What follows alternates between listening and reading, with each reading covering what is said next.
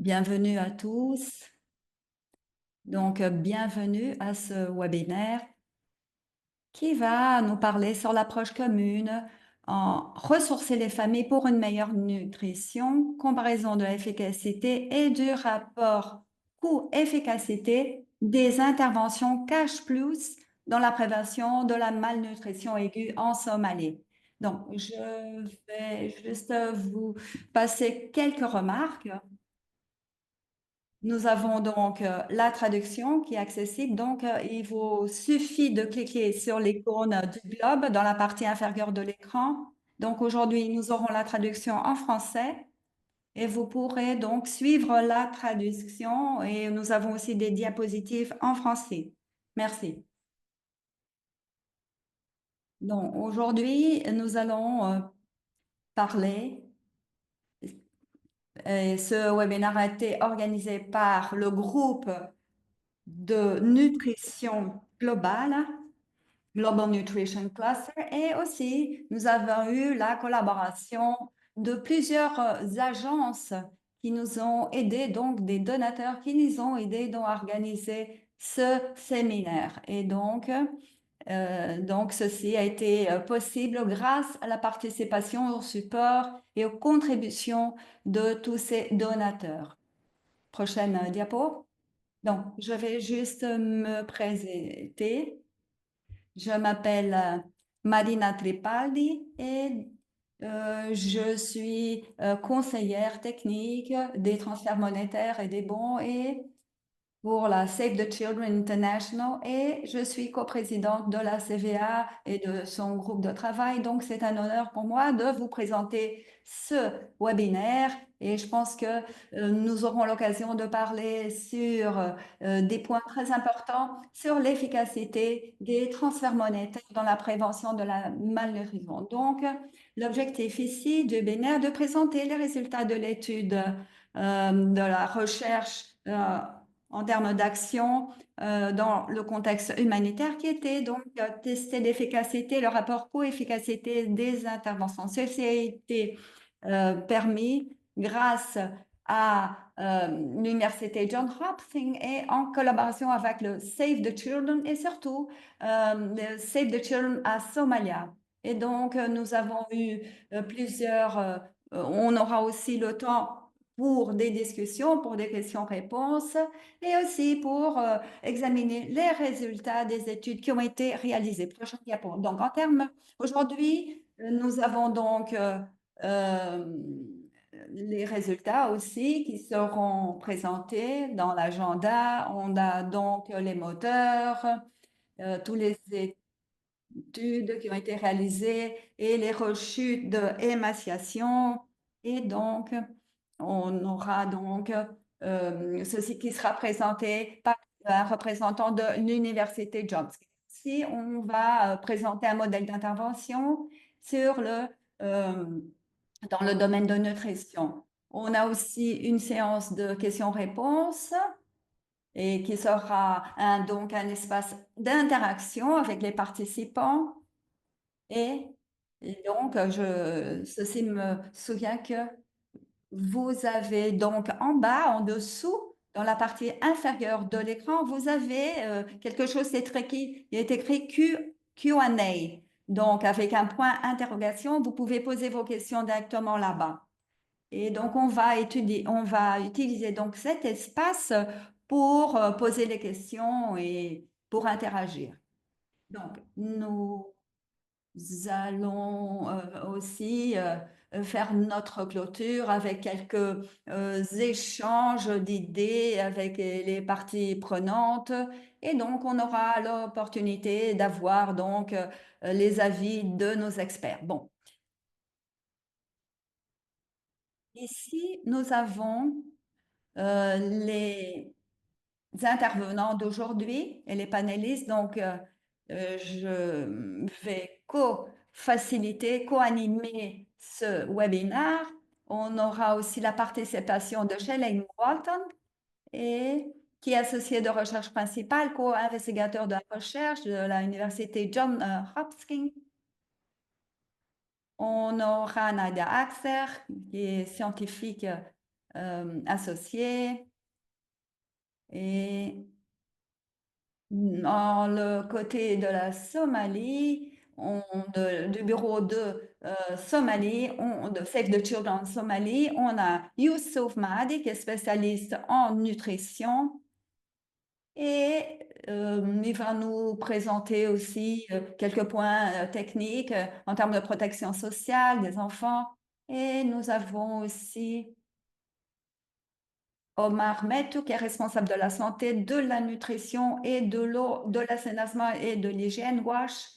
Nous avons aussi la participation d'un partenaire de longue date qui fait partie du ministère de la Santé de Somalie, Dr Osama Abdi, et Nick Anderson, qui est le responsable du Cash and Livelihoods de Save the Children International, et qui représente notre groupe de travail également, et pour présenter aussi quelques points. Prochaine diapo.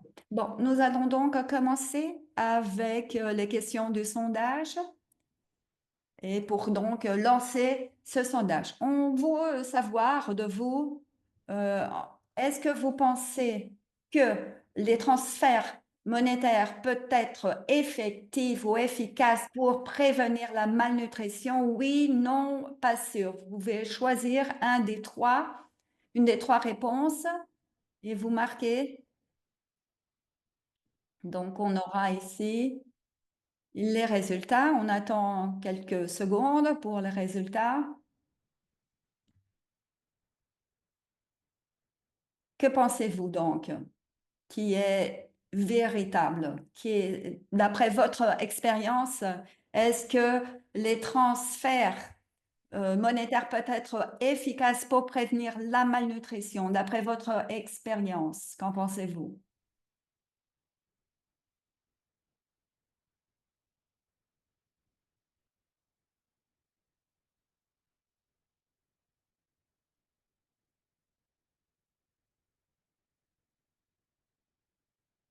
Juste un commentaire. Les personnes qui vont répondre, il faut savoir que les présentations sont disponibles soit en anglais ou en français. Si vous voulez voir les présentations en anglais, vous pouvez le faire.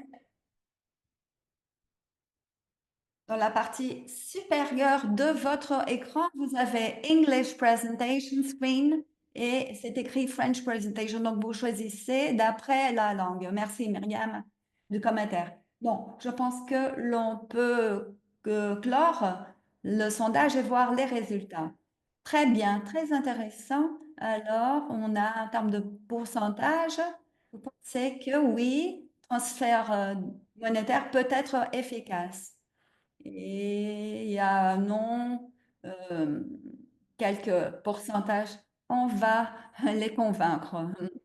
Donc, donc, pour ne pas perdre de temps, je passe directement la parole à Nadia qui va nous faire sa présentation. Vous avez la parole, Nadia. Merci, Marina. Merci. Bonjour. Bon après-midi à tous. Merci d'être là. Et j'espère avoir le temps de présenter quelques points sur notre recherche en termes de crise humaine. Je vais vous présenter dans quelques 30 minutes toute une série d'études qui ont été réalisées dans le cadre de ce projet. D'abord, on va commencer avec le contexte de Somalie et de la malnutrition en Somalie. Bon, ici, la malnutrition est un problème important. Et donc, nous avons proposé de janvier à juin de cette année d'étudier donc les problèmes concernant la malnutrition aiguë. Donc, on a ici les résultats, le nombre d'enfants en termes de malnutrition aiguë sévère, modérée. Nous avons 61% de cette charge. qui se concentre sur la population rurale, 23 sur les personnes déplacées, c'est sur les populations ultraimes. Donc, aussi les populations qui sont déplacées. Donc, 3,4 millions de personnes, 17% de la population, sont en situation de crise ou pire, d'après le IPC, et pendant les mois de janvier et de mars de 2025. Donc, je vais passer donc tous les détails, mais nous voyons qu'il y a une grande crise en termes de nutrition en Somalie, malnutrition, et ceci euh, surtout pendant les précipitations, les inondations qui sont localisées. On a des conflits d'insécurité et l'inflation en termes de prix élevés des denrées alimentaires, manque d'accès aux soins de santé, etc.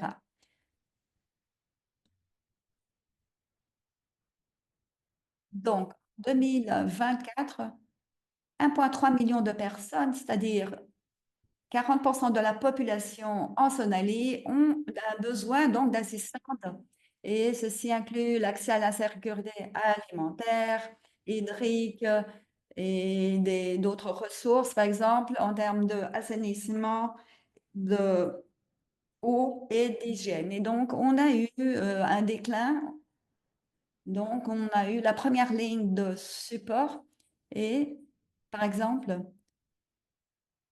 on a eu en Somalie plus de 250 000 ménages qui devraient recevoir une aide financière d'urgence de la Banque mondiale en décembre 2023 à la suite d'importantes inondations. Donc, c'est important quand on a une crise, d'après les raisons qui ont été présentées.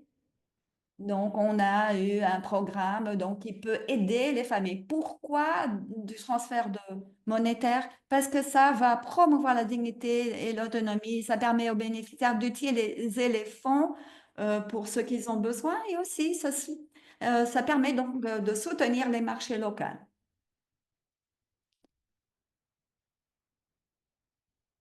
Bon, donc on sait que les fonds sont utilisés, le capital et le transfert de fonds est utilisé, mais on a encore quelques questions qui n'ont pas été répondues et aussi un manque de données et nous avons quelques approches pour cela.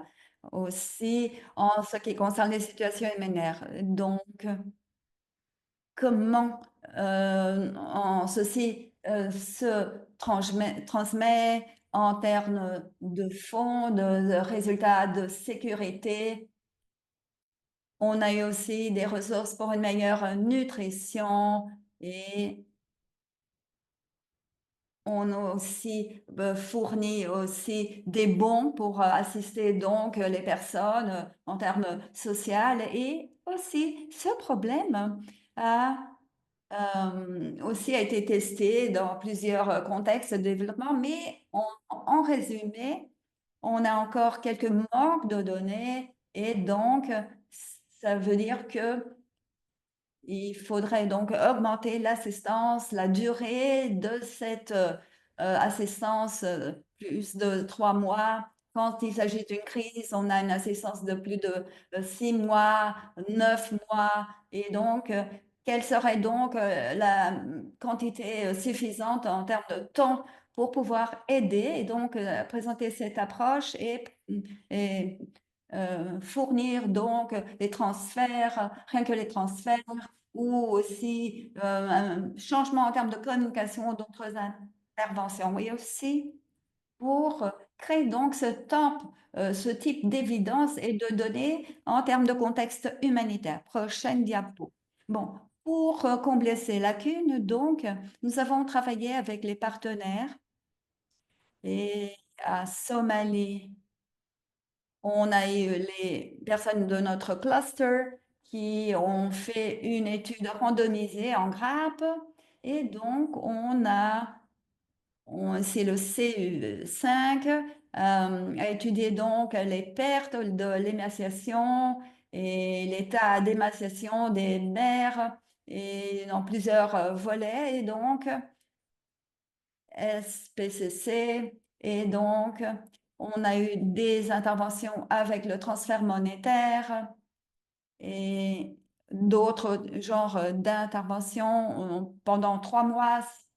Et on voulait donc essayer d'avoir des réponses pour essayer de voir quels seraient les bénéfices, quels seraient les résultats. Donc, on a eu une question aussi en termes d'efficacité, coût et efficacité, bien sûr. Et la troisième question était de savoir quels étaient les déterminants ou les moteurs. Cela. Et donc, la quatrième question, comprendre la concordance des méthodes, MUAC et WHZ pour mesurer donc l'émaciation chez l'enfant et comment ceci est utilisé dans le cadre des programmes.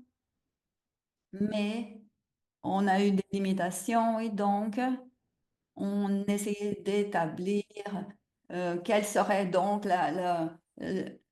comment pourrions-nous combler donc ces lacunes et comment euh, régler donc ce manque de données.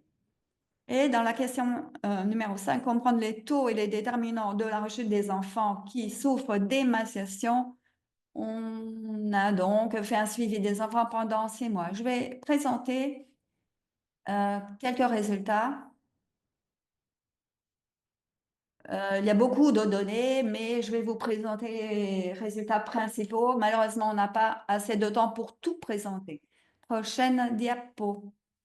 Bon, ici,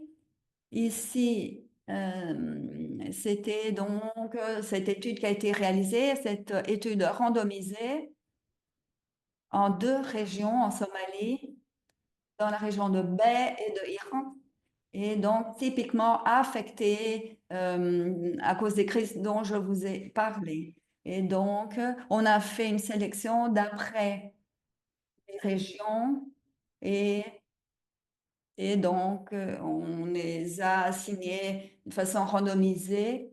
Et aussi, d'abord, on a tout d'abord seulement le transfert monétaire et ensuite, le, on a suivi donc, fait le suivi pendant 6 mois, les familles, les ménages, et donc on a pu collecter donc les données.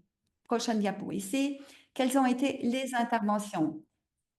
Donc, chaque participant a reçu un transfert monétaire pendant 6 mois et le montant a été établi sur la base du panier de dépenses minimum, qui est donc la méthode qui est utilisée pour évaluer la quantité euh, que la famille donc dépense en termes de nutrition.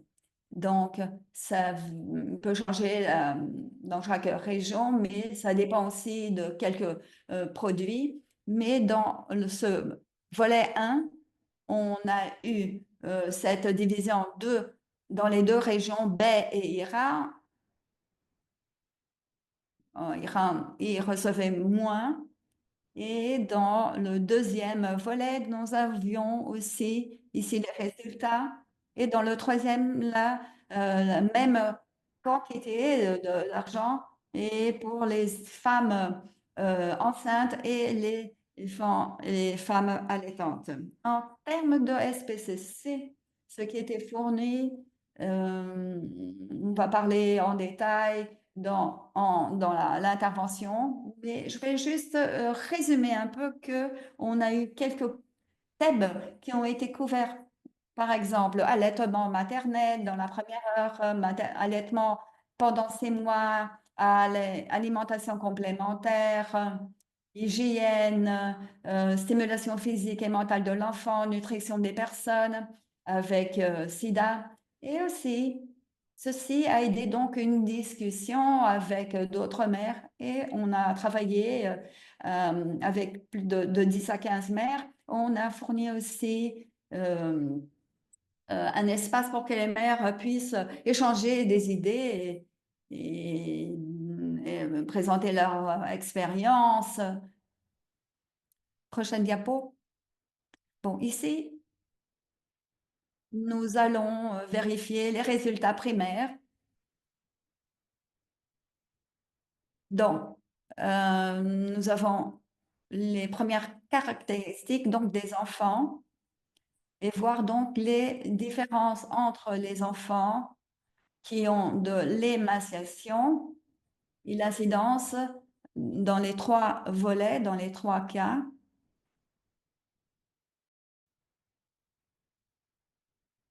Bon, donc, d'une façon générale, on peut voir que nous avons eu des caractéristiques qui n'ont pas varié dans le temps ou selon le bras, et donc, ceci montre que l'échantillon est resté représentatif et comparable d'un bras à l'autre. Une exception est qu'il y a eu 15% de l'échantillon qui diffère d'après le volet, d'après le bras. Ceci peut se passer donc quand on a des contextes humanitaires, donc, mais ceci est acceptable. Donc, nous voyons qu'on a eu aussi une bonne euh, comparabilité. Et aussi, nous avons vu que dans le bras 2, c'est le transfert plus le SBCC, nous avons pu réduire ou prévenir l'émaciation de l'enfant. Et donc, soit dans l'analyse de la prévalence et de l'incidence dans la région de Baie et de Iran.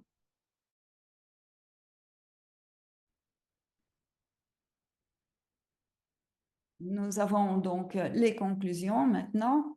Voilà. Et c'est l'analyse de l'étude en termes de émaciation de l'enfant. Donc, on a eu les poids des enfants, on a eu des résultats. Et étant donné la meilleure référence, le standard de référence, donc nous avons ici les chiffres. Nous avons en bleu ici le, vert numéro 3, 2 et rouge. Donc, elles étaient presque dans le même niveau, mais ensuite il y a une diminution dans le bras 2 et une diminution donc en termes de émaciation et aussi un standard semblable, pareil, si on examine les résultats, on peut voir que le bras 2 a donc eu euh, un résultat favorable en termes de prévention. Bon, quand on a testé ceci d'une façon statistique, on a plusieurs analyses, mais on n'a pas le temps de les expliquer, mais on a vu le numéro 1 qui était différente statistiquement du 2 et du 3. Et donc, ceci a été le plus effectif en termes de réduction de l'émaciation. Ici, juste un résumé. Bon, prochaine diapo. Donc, ici, nous avons les incidences de émaciation chez l'enfant. On a donc la situation actuelle et l'émaciation est un nouveau cas et on a vu examiner les deux et qui ont produit donc des résultats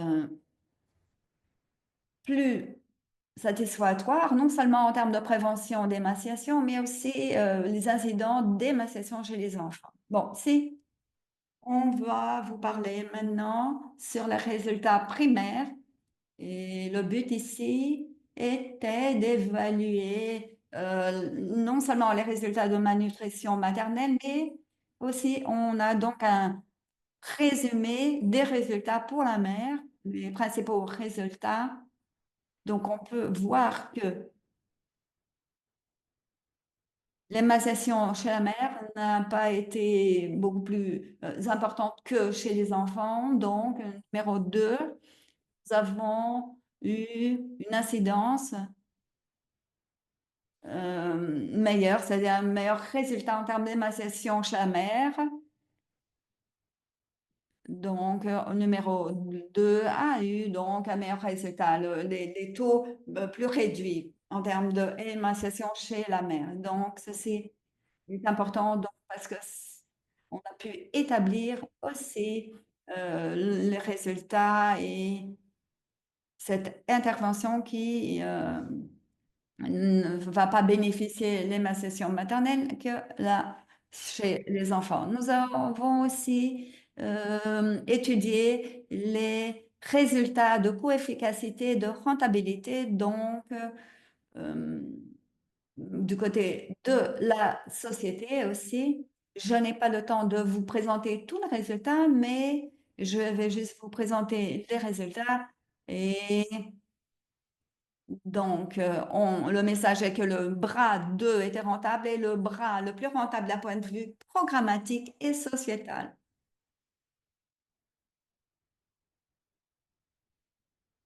Si l'on compare aux autres euh, transferts qui ont été donc fournis donc, pour la prévention de l'émaciation des enfants. Et donc, le 2 était celui qui a été le plus rentable. Prochaine diapo. Bon, si on examine quelques moteurs des résultats de euh, déperdition d'un bras à l'autre, si on voit par exemple les deux régions, la région baie et Rhan, on peut et d'autres sous-groupes, on a essayé de comprendre un peu, d'étudier quels sont les facteurs qui influençaient donc l'émaciation chez l'enfant et chez la mère. Je n'ai pas le temps de vous présenter tous les résultats, mais nous avons des résultats qui montrent que les facteurs qui sont liés donc à l'émaciation de l'enfant sont contextuels. Donc, et ceci fait assez de sens parce que ça dépend beaucoup du contexte, ça dépend s'il s'agit d'un contexte urbain ou pas, si l'enfant a accès au marché, enfin, et donc ceci va influencer, va présenter une importante influence en ce qui concerne les résultats. Prochaine diapo, on a examiné aussi les facteurs déterminants pour l'ensemble des armes, des bras. Et ici, le 2 est celui qui va se bénéficier donc de cette interaction. Et quels sont les facteurs que l'on peut remarquer, surtout si l'on compare le bras 3 qui a reçu plus grande quantité de transferts monétaires, si donc on a fait une stratification de l'analyse et conjointement avec les concepts de malnutrition de l'UNICEF. Et donc, on a vu qu'il y a eu un excellent résultat, un développement, et donc, ça va nous aider donc à faire un bilan sur le résultat. Je pense que ceci est le niveau le plus proche, disons, en termes de diversité aussi, de la consommation de protéines. Et aussi, on a eu, dans le numéro 3, on a eu la partie rouge ici, on a la même quantité en termes de protéines animales, aussi de consommation, donc une plus grande consommation de protéines et qui est intéressant, mais aussi en ce qui concerne les maladies des enfants, on a eu ici des maladies qui étaient connues déjà dans le passé, paludisme, diarrhée et tout, etc. Et 26% comparé à 37%. Et donc, on a une réduction donc. Ici, on a vu les déterminants et on a quelques indicatifs ou indicateurs en termes d'insécurité alimentaire pour le score de consommation et aussi la faim et donc les scores qui ont été donc améliorés dans les ménages. On a donc ces indicateurs nous montrent que les indicateurs de sécurité alimentaire ont été améliorés dans tous les trois volets. Et donc, ici, voilà donc le message que l'on peut vous présenter. Aussi, on a une couverture de vaccins et donc on a eu un plus grand nombre. Donc, en ce qui concerne l'eau, l'assainissement et l'hygiène, EAH, on a eu aussi une amélioration en termes des résultats. On a eu des pratiques aussi de défécation qui ont persisté. Donc, on a un indicateur qui inclut dans le bras 3, surtout a été empiré par rapport aux autres. Et donc, même s'ils avaient l'accès à l'eau propre et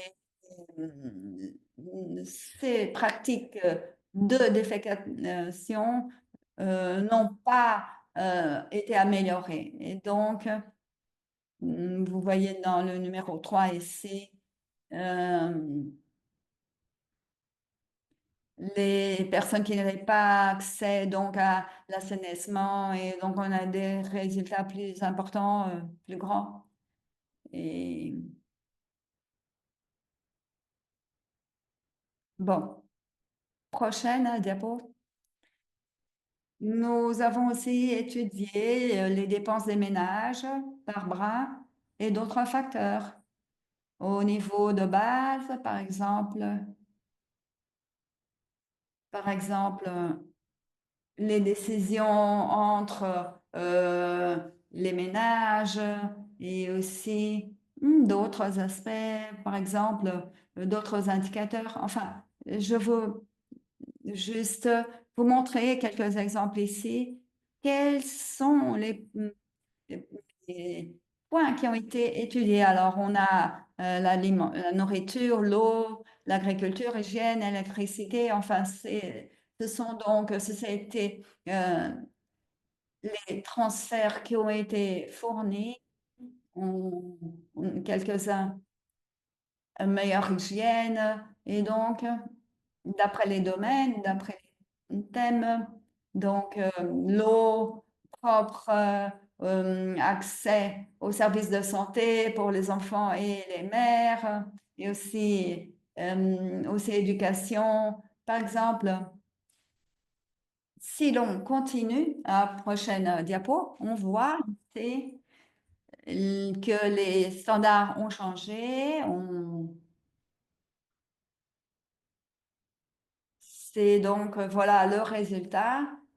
Et je, je vais juste vous comparer le bras 2 et 3 parce que ce sont eux qui ont reçu le plus de bénéfices, ceux qui ont présenté des résultats favorables en termes d'émaciation et en ce qui concerne les dépenses nourriture, elles sont semblables et hygiène et services de transport, on a moins de dépenses en termes d'eau propre, enfin,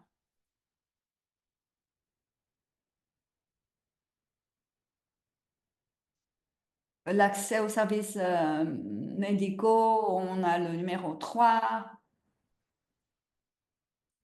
D'autres dépenses aussi en termes d'habits, aussi, par exemple, d'autres dépenses qui ne concernent pas la nourriture, l'éducation, par exemple. On a aussi agriculture, aussi activité sociale. Donc, il y a quelques différences quand on étudie euh, les trois volets. Et c'est intéressant de voir que le standard peut être un peu différent. Donc, on va prioriser quelques points qui ne sont pas directement liés donc à la prévention de la malnutrition et donc de présenter donc ces résultats. Bon, ici aussi, on a fait un prélèvement de quelques données et on a pu parler avec les mères et donc parler avec les parents et donc pour essayer de comprendre qu'est-ce qu'ils pensaient en termes du programme et d'autres facteurs concernant la malnutrition. Et donc ici, on a les réponses. On n'a pas le temps de les montrer, mais vous pouvez les lire. Donc, c'est vous, par exemple, l'une des mères qui a dit, les citations ici, que cette aide espèce permet de couvrir des besoins essentiels comme eau, électricité, scolarité, nourriture, lait, etc. Bras 2, après, il y a eu un père qui a dit que et plusieurs choses que je ne pouvais pas acheter, donc la viande et le lait, donc ça m'a aidé. Nous sommes en pleine inflation et donc la route entre Bédoua et Mogadiscio est coupée, il n'y a pas accès donc au marché, à la nourriture. Donc, il n'y a pas assez de nourriture. Donc, ceci s'est passé quand il y a eu aussi des inondations qu'il y a eu dans la région. Et j'achetais des aliments pour les enfants, pour les bananes, des œufs et d'autres qui seront de grande utilité. Donc, c'est important. Manger donc une variété d'aliments est bon pour la santé. Donc, quelques perspectives et commentaires que l'on a pu analyser, regrouper donc, et donc les parents donc nous ont aidés à comprendre ce contexte, ce qui se passait et le bras 2 qui recevait donc SBCC donc a pu améliorer ses résultats et donc on a changé donc les pratiques en termes de comportement et aussi, on a vu que d'autres domaines, par exemple comme l'allaitement, la nourriture complémentaire ou d'autres pratiques, par exemple de eau, hygiène et assainissement, sont très importants. Bon, maintenant, si on examine les mesures d'émaciation, on voulait examiner ici trois mesures ou trois façons d'examiner l'émaciation. MUAC, MUAC-CZ et WHZ. Peut-être vous les connaissez. MUAC-Z est un nouveau agent. C'est un score ajusté en termes d'âge et de sexe et donc il va classifier l'émaciation de l'enfant. On a examiné ceci par le biais de ces trois points et on a fait donc des comparaisons en termes de concordance et d'acceptation et pour comprendre si les enfants étaient classifiés ou mal classifiés en termes de émaciation. Parce qu'il y a eu quelques enfants qui n'étaient pas identifiés comme ayant l'émaciation et donc on voulait comprendre ces différences. On sait que ceci existe. Nous avons ces lacunes dans la littérature, mais nous avons ici quelques données pour supporter, donc appuyer donc les évaluations qui ont été réalisées et penser donc pour en termes de politique dans ce domaine, comment utiliser donc ces données. Bon, je ne peux pas vous montrer tous les résultats, mais si on examine quelque chose de simple, le MUAC, on a eu 1,5%, MUAC-Z 8,5, WHZ 14,8. Donc, on a les résultats ici et on voit qu'il y a une sous-estimation en termes de mieux accès et ça ne va pas présenter les mêmes résultats. Donc, il y a une sous-estimation par genre pour les enfants les plus jeunes aussi. On a aussi les résultats de cette tendance et donc on a ce message. Prochaine diapo.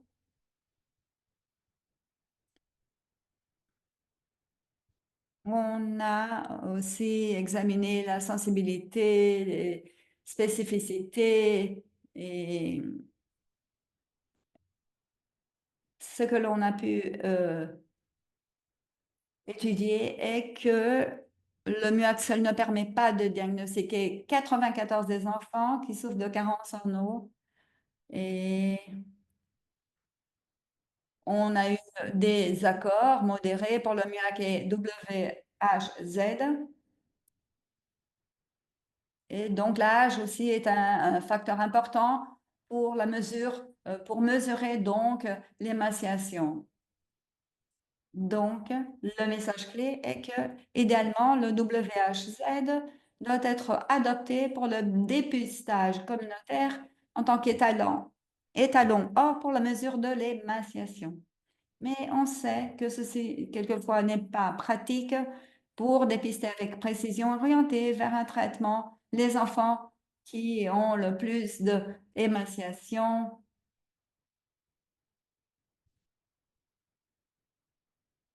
Et donc,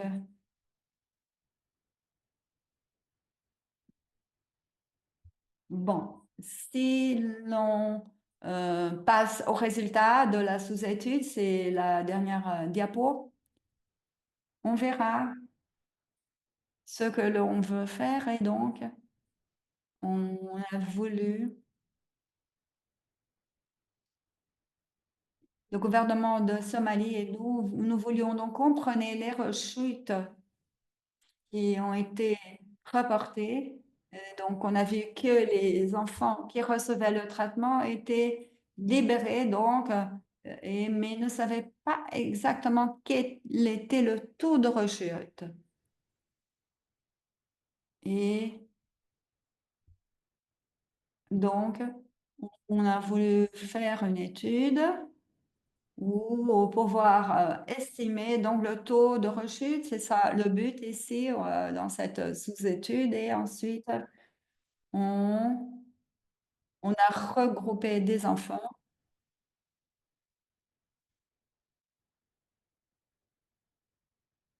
de OTP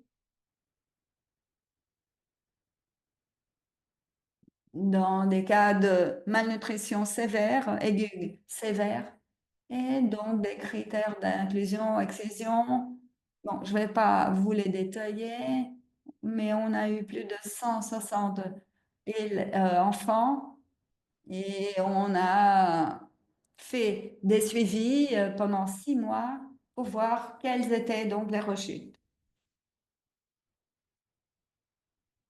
Ici, on a le calendrier de la collecte de données des enfants pendant août et septembre 2019-23 et en 2024, pardon, 2023 et 2024.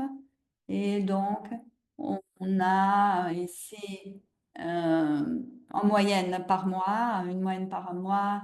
Des fois, on a eu des retards, mais et on a eu un suivi pendant 6 mois.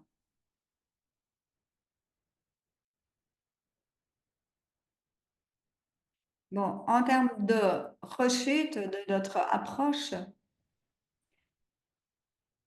il faudrait examiner comment les enfants sont traités et après libérés. Et,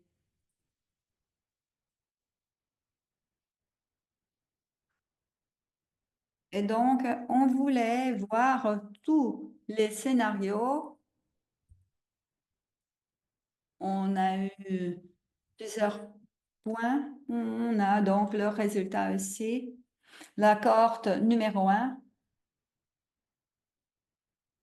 On a eu une libération, par exemple, le MAM et le SAM, malnutrition sévère et modérée. Et donc, on a les scores 2 et 3, et qui est donc une cohorte, un groupe normal qui n'a pas de émaciation. Et dans la 2, on a utilisé donc les critères nouveaux de décharge. Donc, on a les 3 groupes, les 3 cohortes. Et on a ici le résultat, les résultats. Bon, le numéro 1, 2 et 3, je pense que je vais juste souligner quel serait en termes de taux de rechute générale. On a les résultats, les incidences pendant quelques mois. D'après ce qui est vu dans la littérature, ce- cette rechute pendant quelques mois, après quelques mois de décharge, et dans la cohorte 1, on a ici, si on examine la malnutrition aiguë sévère avec ce score, on a donc un taux élevé. On a eu aussi une autre étude qui a été faite en Somalie, et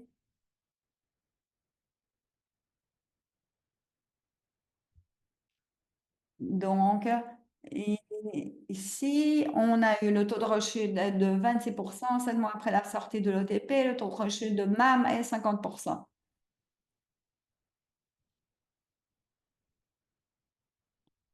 30% en termes de taux de rechute cumulatif.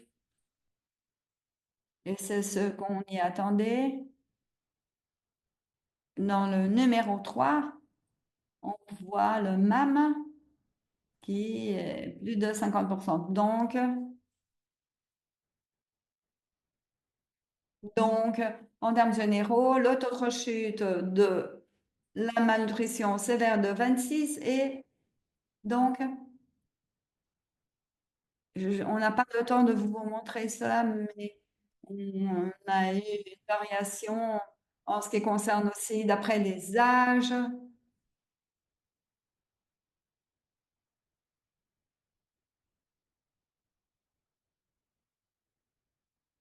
Bon, et finalement, on a ici les facteurs de risque de rechute, un petit échantillon. On a pu voir que la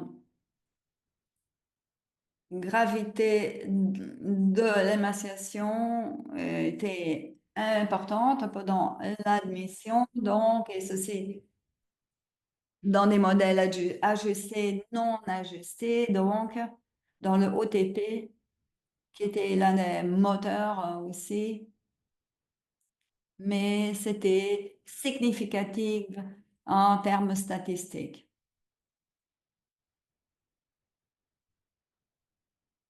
Aussi, d'autres facteurs aussi qui ont été examinés, mais qui n'étaient pas significatifs statistiquement.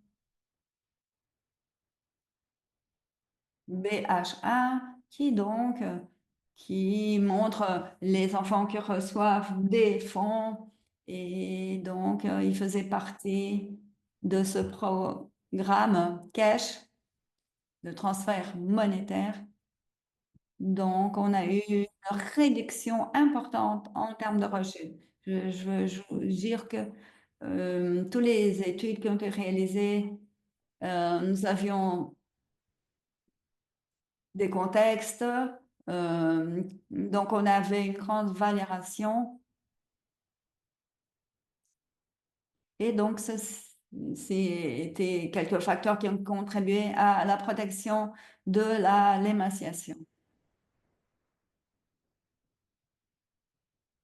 Pour résumer, en termes de résultats, Nous avons que le bras 2 était le plus efficace pour réduire la prévalence et l'incidence de l'émaciation.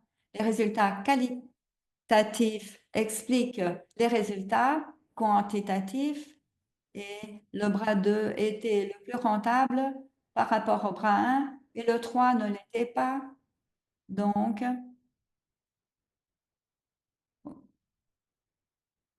n'était pas coût efficace et donc le coût supplémentaire de la composante SBCC n'était que de 1 dollar par foyer. En termes de facteurs de changement, on a les résultats en termes de ce qui se passe et donc on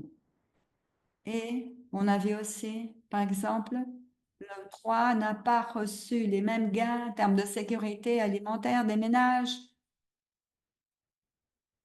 Donc, ça montre que l'importance du cash est dans la prévalence et l'incidence de l'émaciation.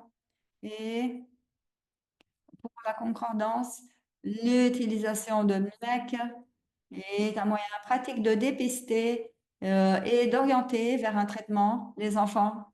Donc, en termes de rechute, les enfants rechutent, les taux sont élevés 26% pour MAS et 50% pour membre. Donc, on a encore beaucoup de choses à faire en termes de rechute. Et donc, de survenir donc à tous ces problèmes. Bon, quelles sont les prochaines étapes?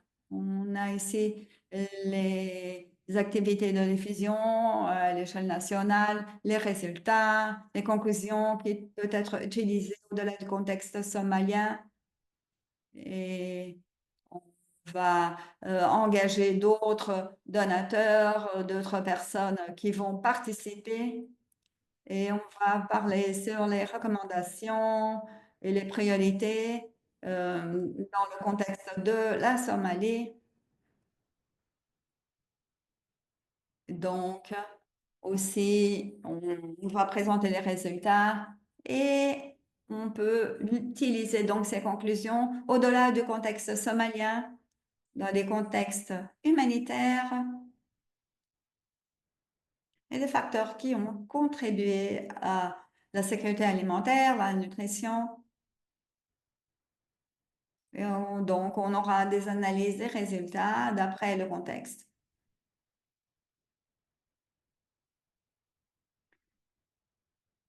qui peuvent être utilisés par les groupes d'orientation, les groupes techniques et les groupes sectoriels. Merci beaucoup. Je vois qu'il y a des questions. Je vais vous les répondre sur le chat. Marine, je vous passe la parole. Merci.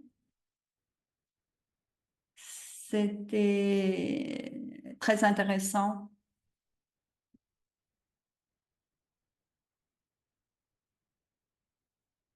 On a beaucoup d'informations, beaucoup de résultats. Bon,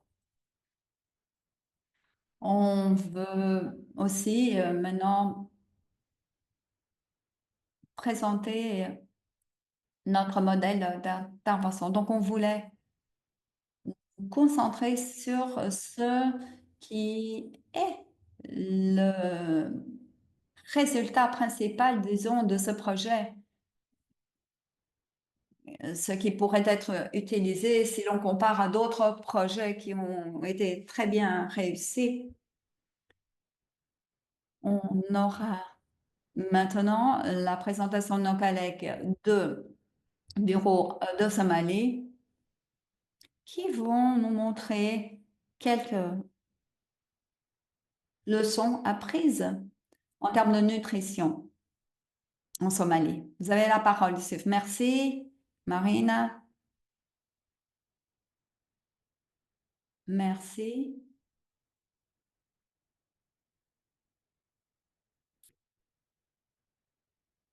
Nous allons partager donc les résultats de notre étude et comment donc nous avons réalisé notre recherche nous avons combiné le cash et SBCC. Donc, en termes de prévention et réduire donc le niveau de prévalence d'émaciation, nous allons donc commencer. Bon, alors, ici, notre approche commune s'appelle ressourcer les familles pour une meilleure nutrition. On a ici le but est d'améliorer les résultats nutritionnels des mères et des enfants grâce aux transferts qui sont fournis. Donc, la meilleure façon que l'on peut comprendre comment réduire le problème donc de l'émaciation, chaque enfant a besoin d'avoir une approche. Et donc, on a créé un modèle en termes d'approche commune. Donc, pour que l'on puisse fournir donc une meilleure nutrition. Donc, on a les composants principaux, donner donc des transferts monétaires ou des bons pour la communauté, pour les enfants qui ont moins de 5 ans. Ensuite, on doit combiner ce changement de comportement social, ce processus. SBC, c'est quelque chose de très large, mais on va nous concentrer sur la prévention de la malnutrition. Donc, transfert plus bon sont une référence.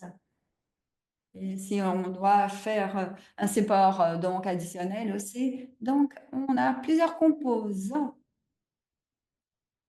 pour le transfert donc de euh, suppléments nutritionnels, par exemple, ou renforcer donc le service de santé, de l'eau propre et, par exemple, aussi un plan familial. Et donc, avoir donc l'important ici est d'avoir des résultats en termes de SBC et de cash.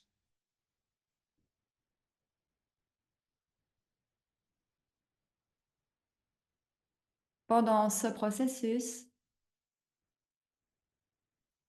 en termes de recherche, nous avons combiné le cash et le SBC. Et donc, ce sont des activités ou des programmes. On a l'intervention qui a été réalisée dans deux sites, dans deux régions, Bas-Veyran, et donc on a établi donc 44 groupes de soutien de mère à mère et dans chaque groupe était composé de 12 mères et une mère était chef de file donc qui allait superviser le groupe et aussi aller faire la communication avec les autres. Et donc, cette femme allait donc appuyer donc tout ceci au niveau communautaire. Et donc, tout s'était fait d'une façon hebdomadaire. Et les bénéfices étaient on a touché un total de 534 mères qui, qui venaient de 34, 35 familles. Donc, on a eu des résultats, donc 45 séances. On a fait donc des séances hebdomadaires de 45 minutes dans un lieu qui convenait aux participants pour qu'elles puissent se réunir et donc discuter. Et le soutien technique, euh,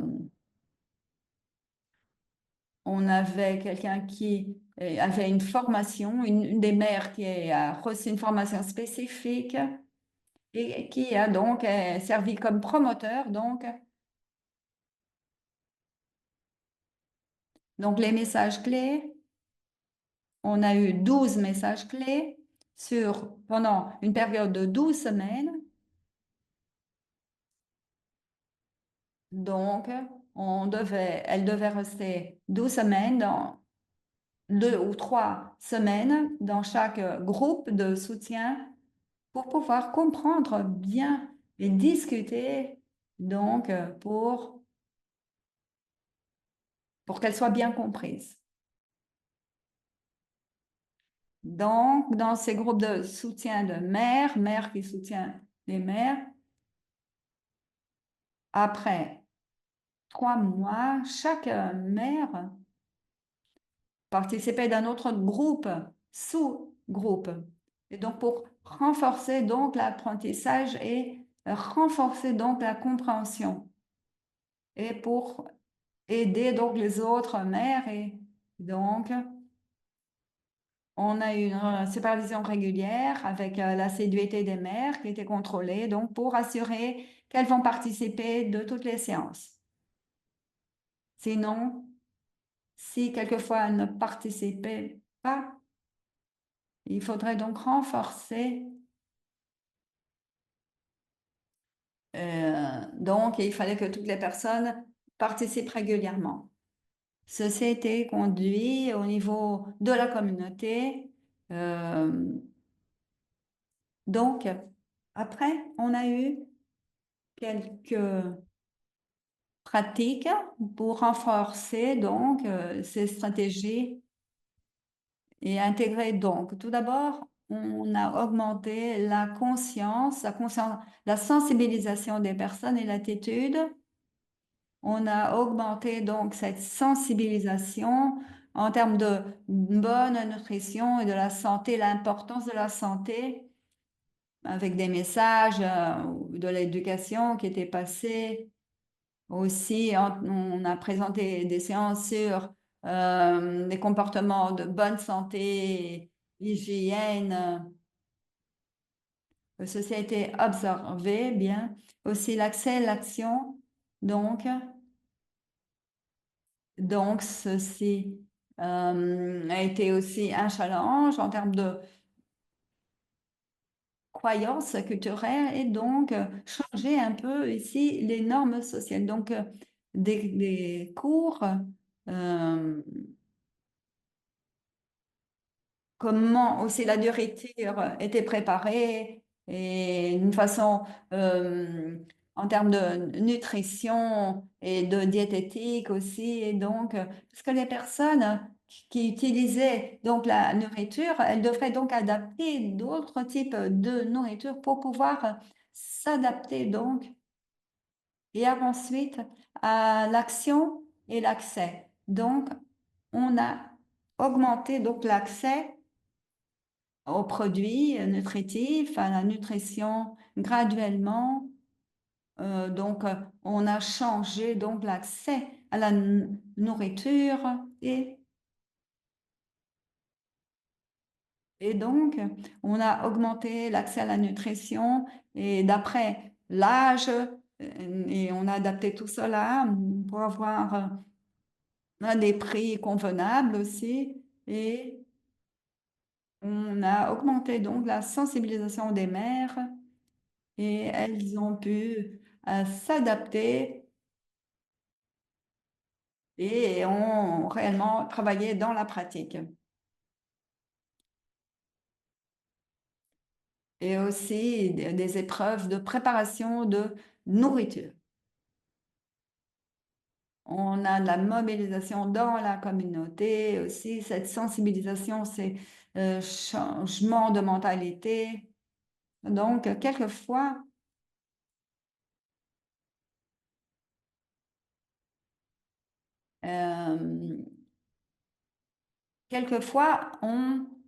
la nourriture, c'est quelque chose d'important, obligatoire. Donc,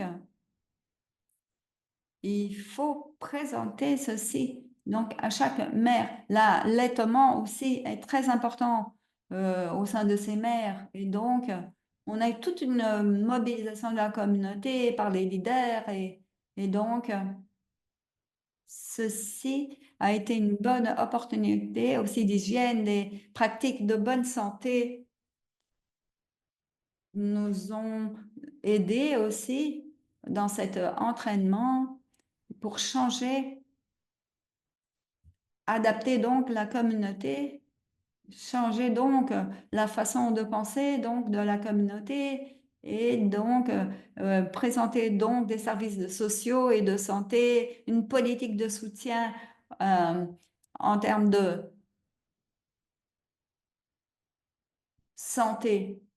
Donc c'est important de voir que on a eu des programmes d'intégration multiples et d'autres programmes également qui soutiennent donc ils se soutiennent et se complémentent les uns les autres. On a eu aussi dans les actifs de SBCC, on a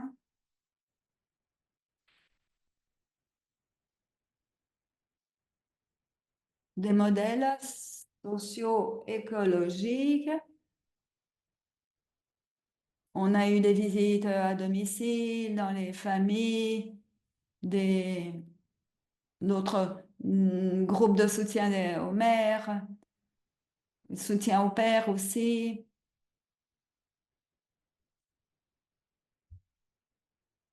Et donc, tout ceci a été réalisé pour soutenir donc les activités. Et ensuite, on a encouragé euh,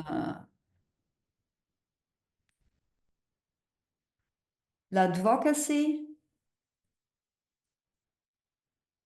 le plaidoyer, et donc cette approche que l'on a vue. Donc les activités, par exemple, des visites à domicile,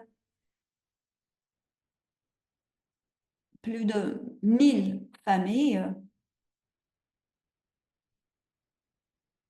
avec donc dans des familles où les enfants moins de 2 ans et aussi visiter les enfants, les pères aussi. Une séance par semaine, donc 4 par mois.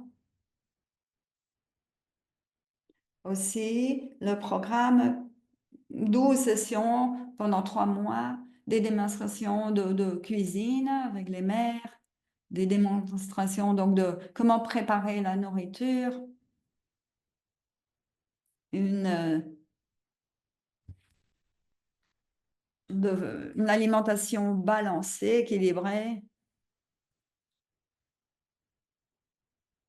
aussi des systèmes de santé qui donc soutenu donc cela.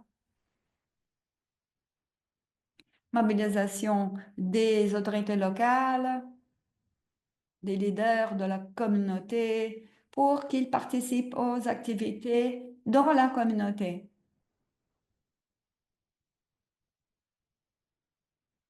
Aussi, par exemple, ou pendant des congés, ou aussi des systèmes de messagerie. Donc, cette mobilisation qui était importante par ces systèmes donc de messagerie, c'est-à-dire le transfert aussi de monétaire aussi pour le SBCC et donc pour qu'ils puissent avoir le temps d'écouter donc les séances et s'adapter et de comprendre. Donc je m'arrête ici et c'est si on a les groupes de support, de soutien, des photos, donc les discussions avec les parents, les mères et les pères.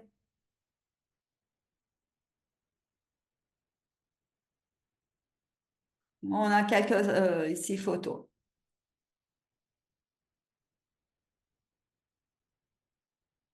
Merci.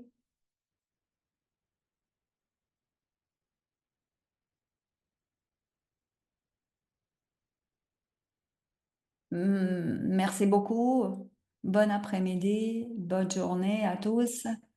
Donc, je vais passer ici à vous montrer un peu cette livraison donc de ce transfert monétaire en Somalie, comment ça s'est réalisé. Donc, dans ce programme.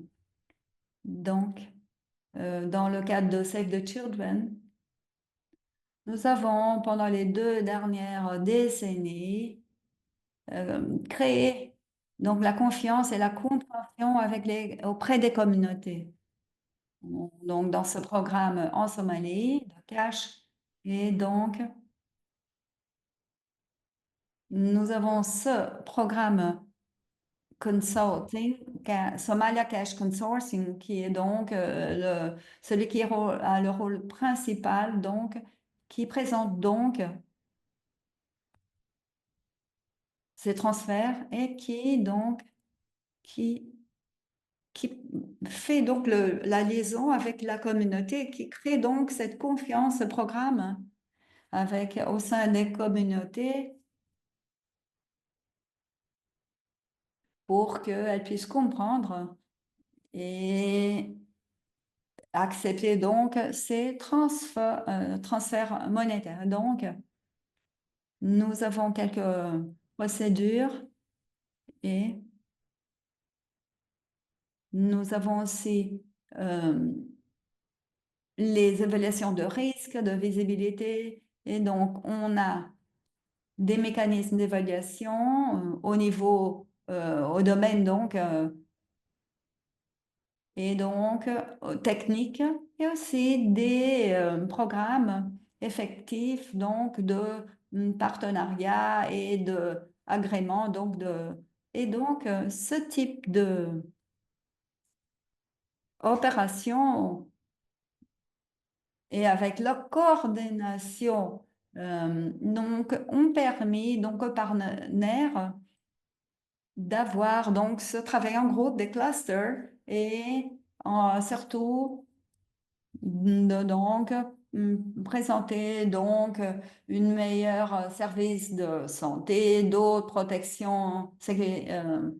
Oui, donc nous aussi avons pu aider les enfants à sauver, à comprendre donc les besoins et la culture qui existent et à former donc ce design avec la mise en place de notre programme de cash.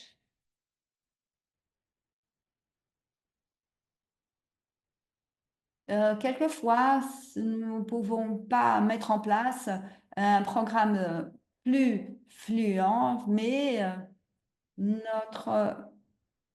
avons donc un programme qui est accessible et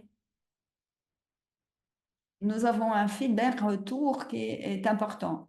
Prochaine diapo. Donc, la modalité que l'on utilise est la livraison donc de transferts monétaires. Quand nous transférons donc des fonds, surtout en ce qui concerne pour les personnes, donc, dont ceci est flexible et donc les bénéficiaires donc fournissent donc le transfert et donc ceci est ça fait partie donc d'un agent, mais ils peuvent aussi transférer directement quelques contributions dans quelques contextes qui sont transférés directement et donc dans la même monnaie, et donc les donateurs nous les fournissent. Dans quelques contextes, euh, comme par exemple Somaliland, et on a aussi utilisé des transferts en termes de shilling somalien, et donc on a eu l'opportunité de faire des transactions d'échange de dollars pour le shilling, et donc ceci a aidé. Et aussi, nous avons d'autres partenaires aussi qui participent de cette initiative et qui nous aident aussi à faire le suivi des prix et aussi de toutes ces communautés et surtout en ce qui concerne la nourriture, la nutrition pour donc les transferts que l'on fait. L'une l'un des exemples que l'on peut fournir est que l'on a fait un transfert de 35 dollars et donc que l'on donnait donc à l'enfant et donc ceci a été la base pour les prix et les biens et pour pouvoir identifier donc les besoins en termes alimentaires. En termes de coordination et efficacité dans cette coordination, surtout on avait l'équipe qui menait en place donc le cash et les activités de nutrition. Donc, pouvait donc optimiser l'efficacité de coûts et faire donc et réduire le coût et combiner donc les services intégrés. L'un des co-aspects de notre programme est la centricité de ceux qui bénéficient du programme. Donc, on a une communication transparente et qui est fournie donc aux communautés depuis le début. Et donc, ils nous contactent et on a des services donc, qui sont acceptables et on a donc une mobilisation de la communauté et un retour, un feedback, mécanisme donc de feedback qui est accessible et qui nous aide donc à travailler avec les communautés et les équipes des services, comme par exemple les parties prenantes principales, les représentants donc des communautés. Et donc, on a cette efficacité en termes de transfert. Merci beaucoup de l'opportunité et je repasse à Marina. Merci. Merci à vous deux. Je pense que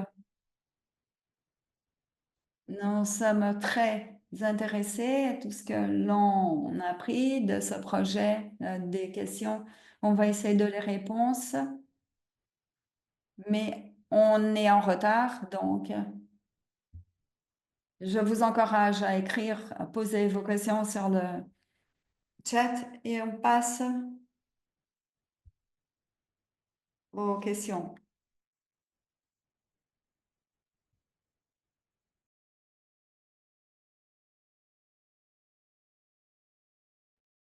Donc, je vous passe la parole, Chalet.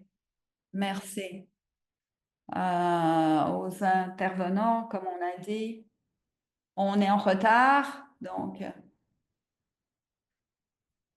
on ne va pas pouvoir répondre aux questions en ligne, mais si on voit les questions ici du sondage, pour résumer ce que l'on voit ici dans cette on peut discuter en termes de résultats dans les relations entre les mères et les enfants. Est-ce que donc on va souligner donc que ceci est clair dans les conversations et discussions que l'on a eues? Et je pense qu'il y a beaucoup d'intérêt dans la mise en place du PCC, SPCC, donc je pense que il y a beaucoup de questions concernant ceci dans la partie des questions ici. Et donc, je pense que une autre chose importante est que il faudrait donc souligner et pour le bras 3, pour le volet 3, est-ce qu'il y a eu un seuil ou quel serait donc ce seuil? Quelles seraient les questions que l'on pourrait ajouter en termes de bénéfices? Bon, voit, je vois qu'on a déjà quelques réponses de notre sondage. Que pensez-vous que pensez-vous qui peut être efficace en termes de prévention de la malnutrition?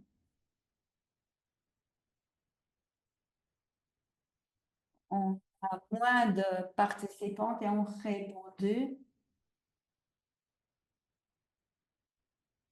Est-ce que l'on peut, on va lancer la prochaine question. On- Par exemple, comment vous utiliseriez les résultats de cette recherche dans votre contexte? Donc, améliorer la conception de programmes, renforcer la mise en place, intégrer avec d'autres interventions, soutien des décisions de financement, d'autres recherches, plaider en faveur un changement de politique et adapter le système de protection sociale.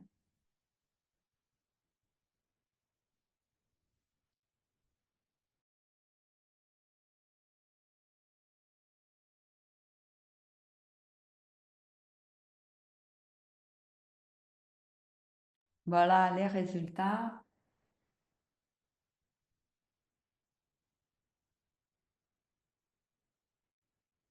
On a ici, je pense que on augmenterait la conception de programmes, etc., etc. Je pense que ce groupe peut penser donc à mettre en place quelques stratégies pour améliorer ces interventions de cash. Prochaine.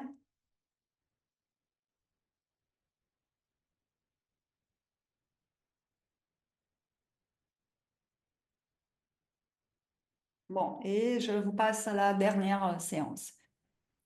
Bon, on a une petite discussion avec quelques parties prenantes qui se sont engagées. Donc, comment ils vont utiliser donc les résultats de cette recherche pour d'autres politiques futures ou programmes. Donc, en termes de CVA, je vous demande de répondre en 2 minutes parce qu'on n'a plus le temps. On va passer à Omer Meftou, qui est le responsable de la nutrition en Somalie. Je vous passe la parole. Bonjour, bon après-midi.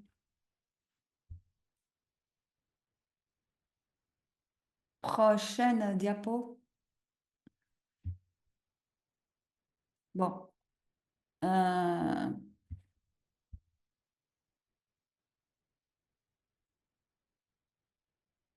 Nous avons en Somalie, nous avons réalisé des programmes et ici, c'est la première partie de ce programme euh, en termes de premier résultat de la première année, de premier trimestre, en termes de estimatif des enfants rejetés, donc qui a eu une manifestation de malnutrition sévère, aiguë.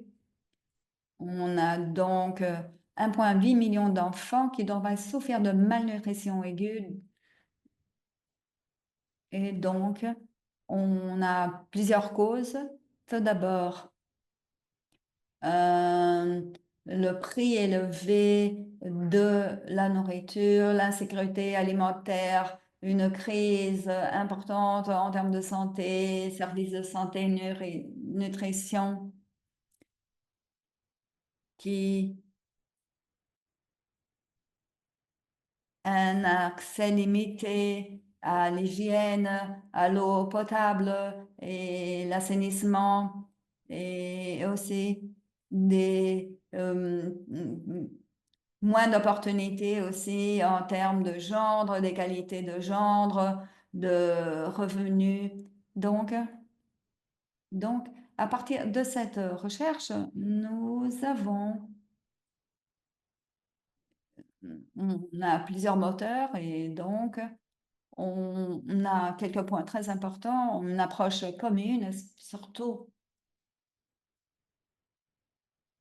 quand nous parlons de ressources pour les familles, pour une meilleure nutrition.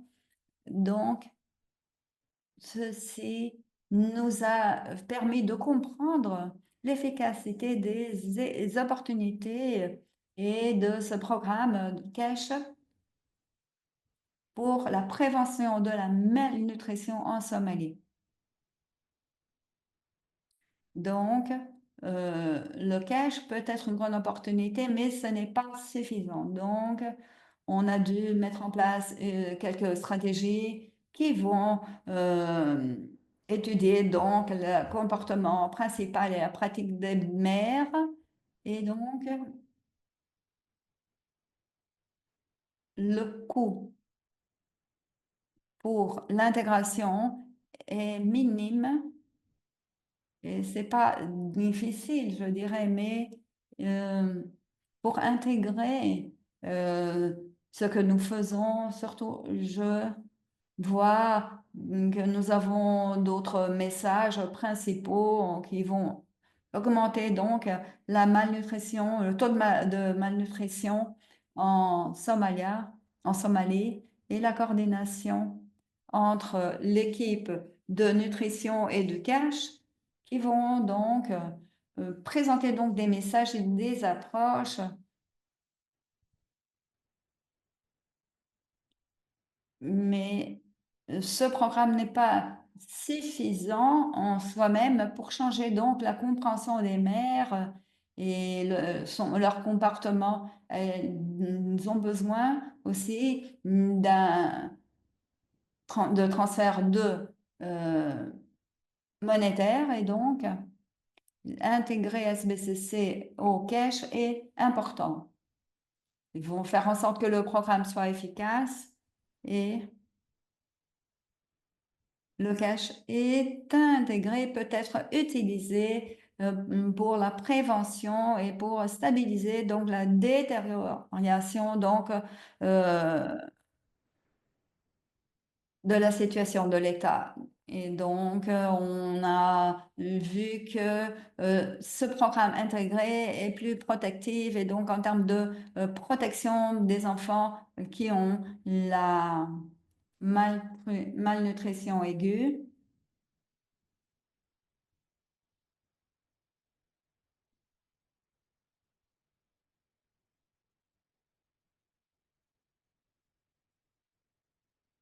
en termes de prévention et de protection des enfants. Euh, donc, ceci est organisé par le FSL, l'équipe de FSL, et il nous faut avoir plusieurs types de implémentation, de directives, de modalités d'implémentation, et qui soient plus efficaces en termes de adresser donc la malnutrition. Donc,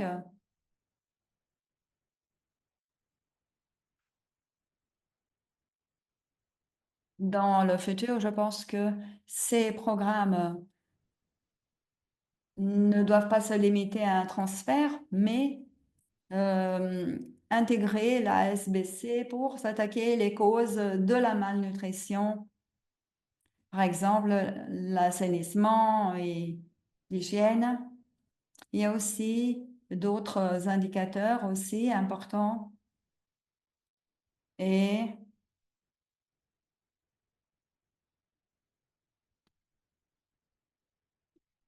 aussi donc système d'études de rechute et sur pour que l'on puisse utiliser l'évidence.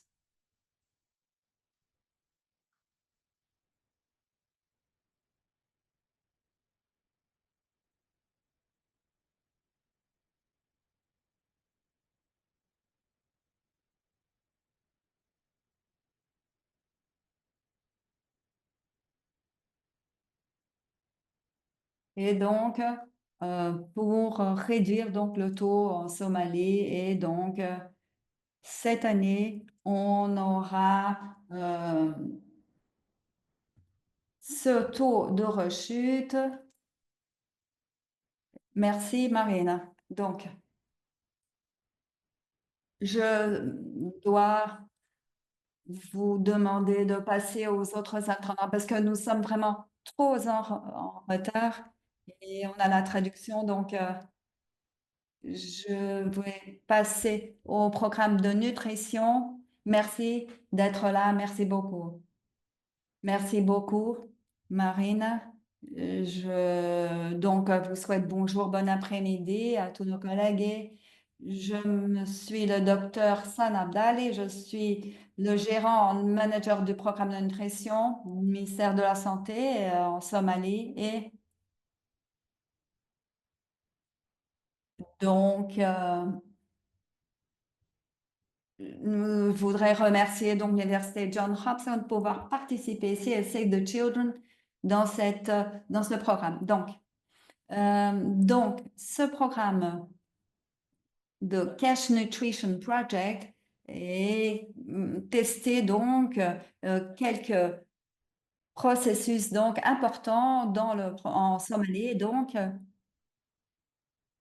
ce projet, on va vous passer une idée générale ici des résultats de ce programme pour améliorer donc les résultats en termes de nutrition et aussi on peut avoir donc un complément en termes d'assistance efficace pour que les bénéficiaires puissent avoir plus d'autonomie et aussi en termes des services.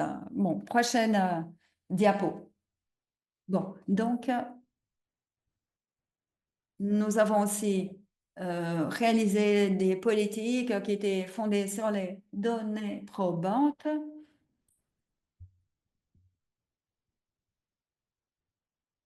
montrant donc cette directive de Iman et donc euh, ceci nous a permis à adapter les données probantes et donc les politiques en termes de stratégie de nutrition qui ont été formulées par le ministère de la Santé cette année. Ensuite, nous avons aussi soutenu un changement en termes de modèle de nutrition et au sein du programme, ceci nous a permis donc de développer des stratégies nationales pour intégrer donc ces transferts et comme mon collègue l'a bien dit. Hum, Prochaine diapo. Merci. Donc, je repasse donc à Marine. Merci beaucoup. Je passe à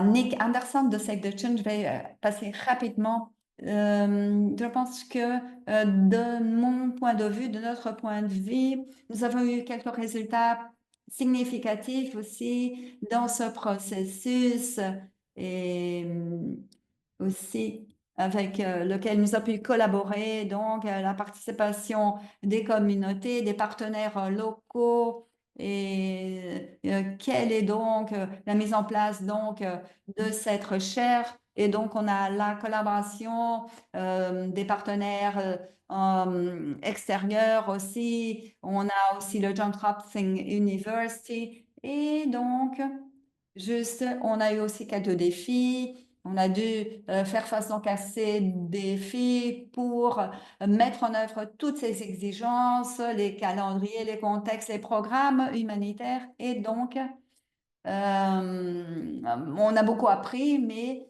ce que je peux dire que l'on a beaucoup appris et ce qui marche, ce qui ne marche pas, quels sont les moteurs donc.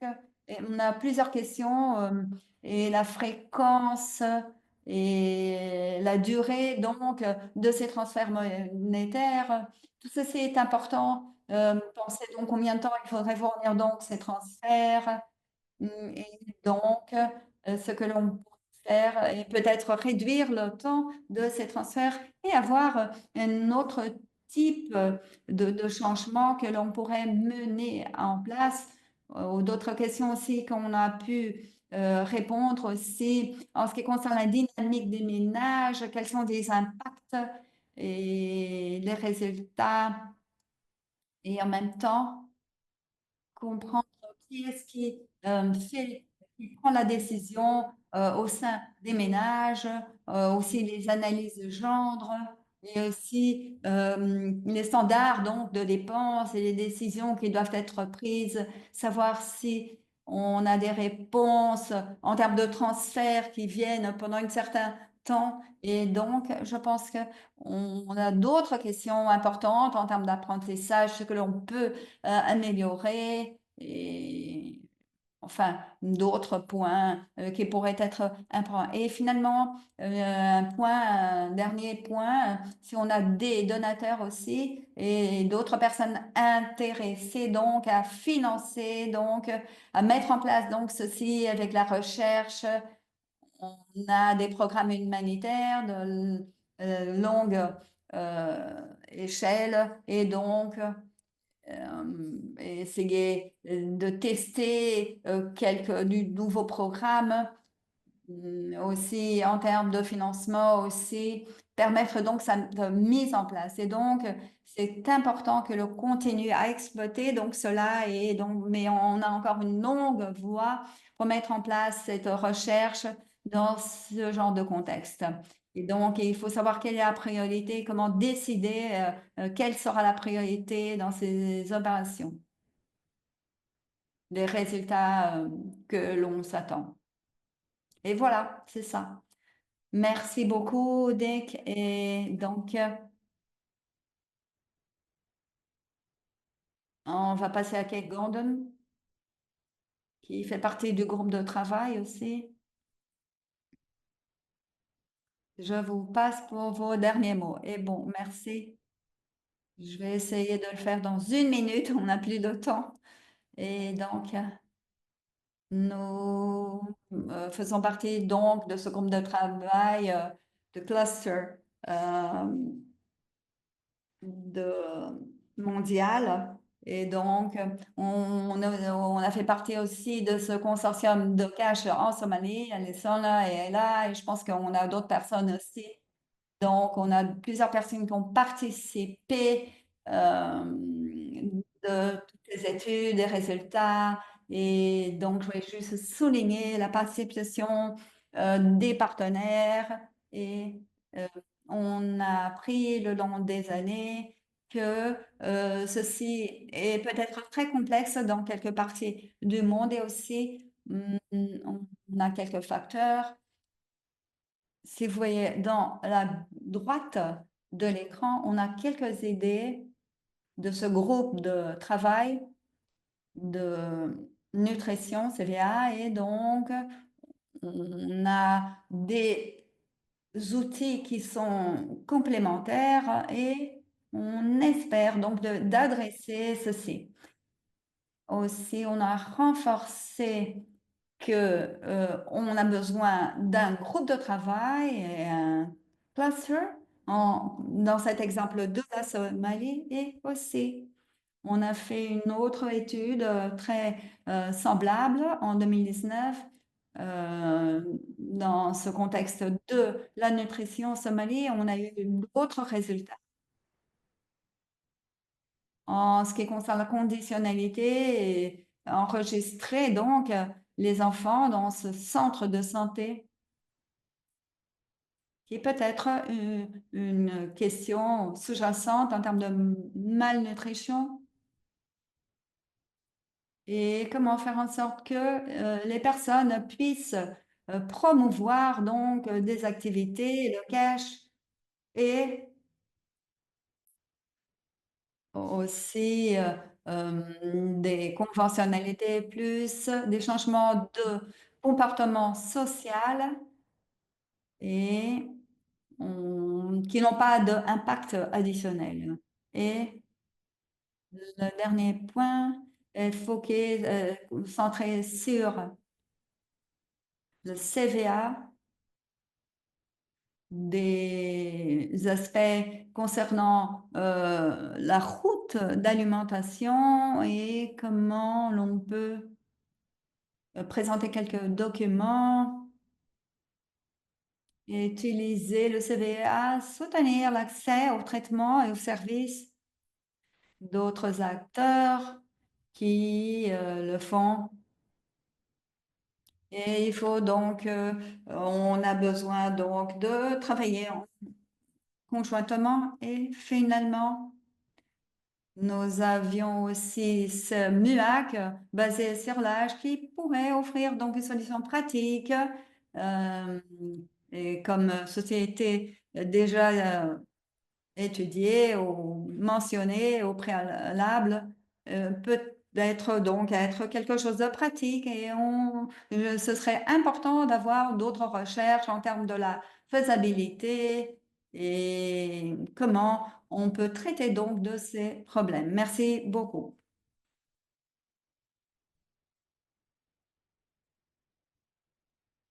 Merci à tous. On a plus de temps, donc va faire la clôture. Merci à tous. On a ici tout ceci, cela partagé. On a un GNC qui a donc un site internet. Euh, Nous sommes ici pour vous soutenir si vous avez des questions techniques, si vous avez un besoin spécial, vous pouvez nous poser des questions et donc nous sommes là pour vous aider et donc n'hésitez pas à nous poser des questions ou nous sommes là pour vous aider et vous pouvez utiliser ce code QR pour apprendre davantage, connaître notre travail. Merci. C'est là notre équipe. Nous sommes là. Vous pouvez trouver toutes les informations sur notre site web. Utilisez donc la fonction dans la... Et merci beaucoup. Et je vous prie donc de remplir une évaluation du webinaire. Et si vous pouvez participer, je vous remercie à tous. Merci à tous. Et merci de votre participation, de tous les participants, de tous les intervenants. Et merci beaucoup d'être là. À la prochaine. Merci beaucoup.